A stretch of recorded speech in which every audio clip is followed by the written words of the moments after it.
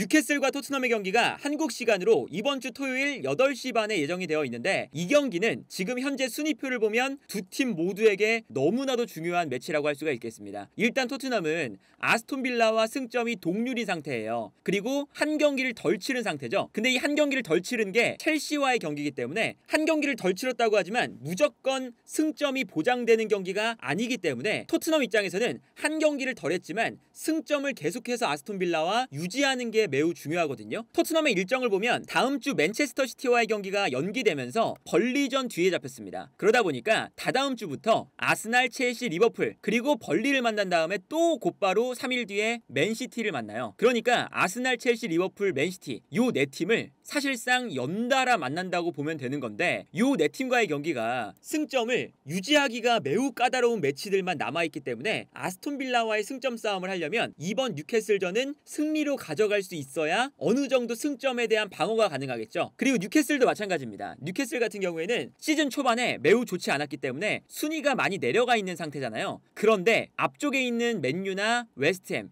이 두 팀이 승점을 달아나지 못하면서 뉴캐슬이 유로파 리그권까지는 노려볼 수 있는 승점 차이거든요. 당장 맨유와 승점이 2점 차이밖에 안 납니다. 그래서 뉴캐슬 입장에서도 유럽 대항전 진출을 위해서라도 이번 경기 승리가 무조건 필요한 상태예요. 그리고 뉴캐슬은 투자를 계속해서 해나가고 있는 과정인데 유럽 대항전에 이번에 못 나가게 된다면 아무래도 타격이 클 수밖에 없겠죠. 그런데 이번 경기에 뉴캐슬의 선발 라인업을 생각을 해보면 부상자가 엄청나게 많습니다. 이번 경기에 못 나오는 선수들이 보트만, 그리고 러셀레스, 토날리, 마일리, 윌슨, 조엘링턴, 리브라멘토, 알미론, 닉포프, 트리피어, 윌록, 메타겟이에요. 근데 이 선수들이 모두 다 베스트 11에 들어갈 만한 선수들입니다. 굳이 분류한다면 마일리가 이제 아무래도 유망주다 보니까 약간 백업 자원이고, 칼럼 윌슨이 이제 이사계의 백업 자원, 그리고 리브라멘토가 이제 좌우 측면에 이제 멀티 백업 자원, 그리고 러셀레스가 수비 라인에서의 백업 자원, 이 4명 정도를 제외하면 보트만, 토날리, 조엘링턴, 알미론, 닉포프, 트리피어, 윌록, 메타겟 여기까지는 모두 다 주전 자원이거든요. 그러니까 뉴캐슬이 기본적으로 이번 시즌에 부상자가 너무 할 정도로 많기 때문에 이건 이제 뭐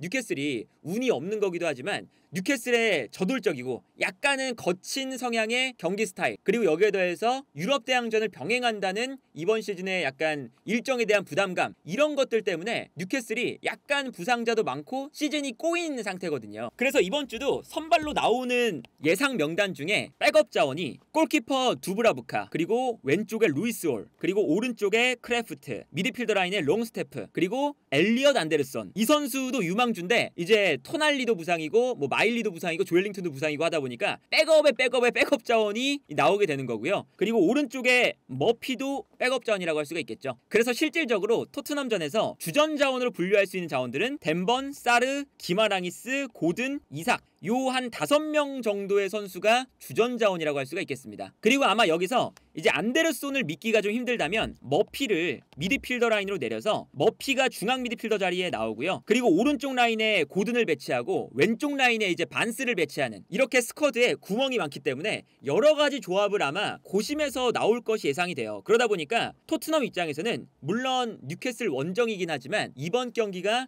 승리를 쌓을 수 있는 절호의 기회 중에 하나라고 할 수가 있겠죠. 그리고 이 뉴캐슬의 전술적인 특징 자체가 굉장히 저돌적이잖아요. 여기서 토트넘이 조심해야 되는 점도 있고요. 그리고 뉴캐슬을 공략할 수 있는 지점도 있는데 일단 핵심은 사르와 기마랑 있습니다. 그리고 원래는 이 오른쪽에 이제 트리피어도 있었는데 요 오른쪽 라인에서 대부분의 패스가 전방으로 나가요. 무엇보다 기마랑이스는 미드필더 라인에서 볼 배급을 담당하고 있는 선수이기도 하고요. 파비안 시에어 같은 경우에는 프리킥을 전담할 정도로 파비안 시에어가 볼을 전개하는데 매우 좋은 선수거든요. 그리고 그 반대편에 고든이 있습니다. 사실은 지난 시즌부터 뉴캐슬이 사용하고 있는 공격 방향이거든요. 오른쪽에서 풀어나와서 왼쪽으로 뛰어나가는 선수에게 한 번에 방향 전환 패스를 해준다. 그런데 때마침 토트넘이 손흥민 선수가 최전방에서 전방 압박을 들어갈 때 한쪽으로 방향을 정해주잖아요. 근데 방향을 정해줄 때 요 왼쪽 라인으로 압박을 몰아세울 때가 꽤나 많아요. 그러니까 예를 들면 손흥민 선수가 두브라부카가 볼을 잡았을 때 약간 오른쪽으로 돌아뛰면서 한쪽 측면 공간을 막아 세우는 거죠. 그러면 이제 뉴캐슬이 뉴캐슬이 오른쪽 공간으로 패스를 보내줄 수밖에 없는데 여기서 토트넘이 손흥민을 시작으로 의도적으로 왼쪽 라인에 압박을 몰아 넣으면서 강하게 압박을 들어가는 거거든요. 그래서 메디슨과 베르너 그리고 사르 그리고 쿨루셉스키가 나올 때는 쿨루셉스키가 안쪽으로 들어오면서 그리고 여기에 더해서 반더벤과 우도기 피지컬이 좋은 선수가 있기 때문에 확실하게 올라와주면서 이 공간에서 압박을 걸기 시작합니다. 그런데 여기서 뉴캐슬이 아까 말씀드린 것처럼 뉴캐슬은 오히려 요 오른쪽 라인에서 탈압박을 보통 많이 하는 팀이에요. 그러니까 뉴캐슬의 탈압박 지점 그리고 토트넘의 압박 지점이 거의 동일하다고 볼 수가 있는 거거든요. 그래서 이 지역에서 토트넘이 압박에 성공을 하느냐 아니면 여기서 이제 뉴캐슬이 파비안 셰어와 기마랑이스 이 두 선수가 볼을 잡았을 때 여기서 토트넘이 압박이 제대로 되지 않는다면 두 선수의 킥력이 좋기 때문에 반대편에 있는 고든에게 한 번의 전환 패스가 들어가면서 고든이 뛰어들어가는 이러한 형태가 만들어질 수가 있습니다. 그래서 최근 뉴캐슬의 경기를 보면 이제 이런 장면이 많이 나와요. 뉴캐슬이 오른쪽 라인에서 볼을 전개할 때 파비안 셰어를 거쳐서 반대편으로 패스가 넘어가고 여기서 반대편으로 뛰고 있는 고든이 있습니다. 그리고 이 장면에서는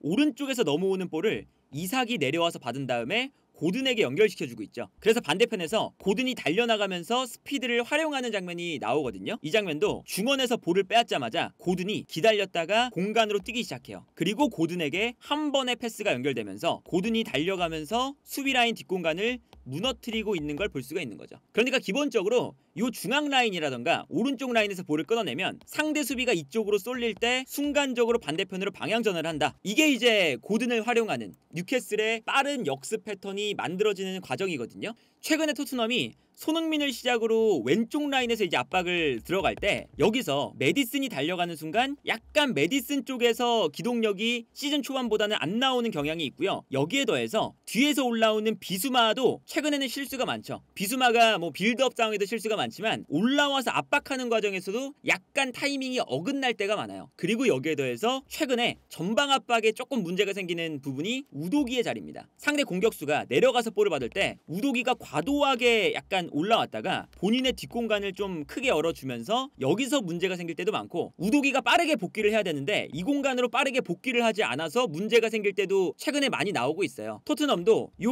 왼쪽 라인에서 파비안 셰어와 기마랑이스 이 두 선수를 중심으로 한 뉴캐슬이 방향 전환 패스가 넘어갈 때 요 공간에서 압박이 제대로 안 되는 순간 역습을 당할 수가 있다. 이제 왼쪽 라인에서 압박을 할 때 쿨루셉스키가 브레넌 존슨보다는 더 이 안쪽으로 빨리 들어와서 압박을 열심히 넣어주는 선수거든요. 그래서 쿨루셉스키가 이 중앙 공간에서 볼을 빼앗는 빈도가 꽤나 많은데 특히나 기마랑이스를 쿨루셉스키가 안쪽으로 들어오면서 막아줘야 될 수도 있기 때문에 압박을 할 때는 존슨보다는 쿨루셉스키가 더 도움이 되는 측면도 존재할 수 있다. 반면에 토트넘이 이 왼쪽 라인에서 볼을 빼앗게 된다면 당연히 곧바로 결정적인 찬스를 맞이하게 되고요. 여기에 더해서 뉴캐슬이 약간 공격적인 스타일이라고 말씀드렸잖아요. 정말 공격적이거든요. 특히나 앞쪽에 있는 이삭, 고든 이런 선수들한테 한 번에 뻥 때려놓고 빠르게 나머지 선수들이 순간적으로 올라가서 세컨볼을 가져오거나 고든이나 이삭이 경합을 하다가 볼을 빼앗겨도 앞쪽에서 압박을 하면서 볼을 빼앗아내려는 경향이 심해요. 근데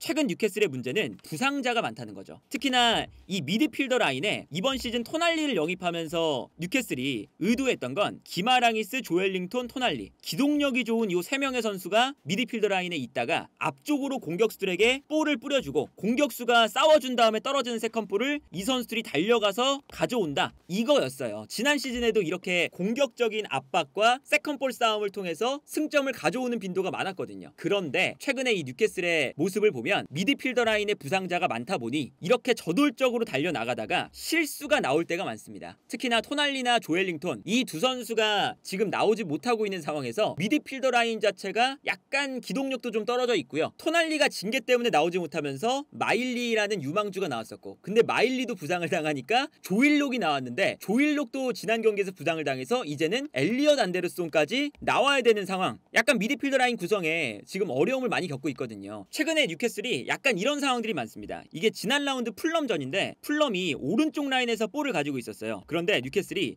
이 공간으로 과감하게 달려들고 있죠. 이 전 장면에서 이 오른쪽 라인으로 뉴캐슬이 공격을 하다가 볼을 빼앗기면서 미드필더 라인들이 다 이 공간으로 몰려드는 거거든요. 그런데 여기서 압박이 순간적으로 잘 이루어지지 못하면서 비어있는 공간으로 오히려 패스가 넘어갑니다. 그러다 보니까 패스 한 번에 이 앞쪽으로 올라와 있던 선수들이 순간적으로 뒤처지면서 볼보다 뒤에 있게 되는 거죠. 거죠. 앞으로 달려나가다 보니까. 그래서 요 볼이 앞으로 전개되는 순간 뉴캐슬의 수비 숫자가 굉장히 적어지는 걸 볼 수가 있어요. 이 장면도 보시면 뉴캐슬이 공격을 진행할 때 앞으로 볼을 붙여놓고 떨어지는 세컨 볼을 향해서 많은 선수들이 올라와서 압박을 하고 있습니다. 근데 여기서 볼을 빼앗기는 순간 곧바로 역습이 전개가 돼요. 그래서 이 다음 장면을 보면 세컨 볼을 빼앗겼을 때 뉴캐슬의 선수들은 올라와서 과감하게 이제 압박을 들어가는데 여기서 압박이 제대로 안 되니까 여기서도 한 번 더 전방으로 패스를 보내주는 순간 뉴캐슬의 무게중심이 앞으로 쏠려 있는 만큼 뒷공간이 열리게 되는 거죠. 그래서 최근 경기들을 보면 뉴캐슬이 어설프게 압박을 들어갔다가 뒷공간이 나오게 되는 이러한 장면들이 많이 나오거든요. 이제 그렇다는 건 이걸 역으로 토트넘이 이용해서 뉴캐슬이 본인들의 이 거친 스타일, 세컨볼을 향해서 달려드는 모습을 보여줄 때 이때 뒷공간으로 뛰어가는 베르너라던가 손흥민 혹은 이제 쿨루세스키가 아니라 브레넌 존슨이 나온다면 측면 공간을 확실하게 공략할 수가 있을 가능성이 높다. 그리고 여기에 더해서 최근에 메디슨이 부진하고 있기 때문에 메디슨이 볼을 받아서 앞으로 뿌려주는 이러한 패턴도 이제 기대가 되지만 손흥민 선수가 메디슨이 그 역할을 못한다면 약간 내려와서 볼을 받아준 다음에 좌우 측면으로 패스를 뿌려주는 이런 장면도 많이 나오거든요. 그래서 손흥민이나 메디슨 이 두 명의 선수가 연결고리가 되어주면서 뉴캐슬의 뒷공간으로 패스를 뿌려줄 때 오히려 더 좋은 찬스가 나올 가능성이 많지 않을까. 그래서 이번 경기는 아까 순위도 살펴드렸지만 토트넘과 뉴캐슬에게 매우 중요한 경기인 동시에 토트넘도 그렇고 뉴캐슬도 그렇고 이제 포스테코글루와 에디아우 두 감독이 매우 공격적으로 싸우는 스타일이라 서로 뒷공간이 많이 나올 가능성이 있어요. 그렇다는 건 당연히 손흥민 선수가 공간이 나왔을 때 연계 플레이라던가 뒷공간 침투 이렇게 공간을 활용하는 플레이가 많이 나온다는 것을 뜻하거든요. 여기서 손흥민 선수의 역할이 아마 토트넘에게는 매우 중요하지 않을까 싶고요. 매경기 마찬가지겠지만 다만 여기서 뉴캐슬의 부상자가 너무나도 많기 때문에 토트넘이 그래도 유리한 흐름으로 경기를 가져갈 가능성이 매우 높은 경기가 아닐까 하네요.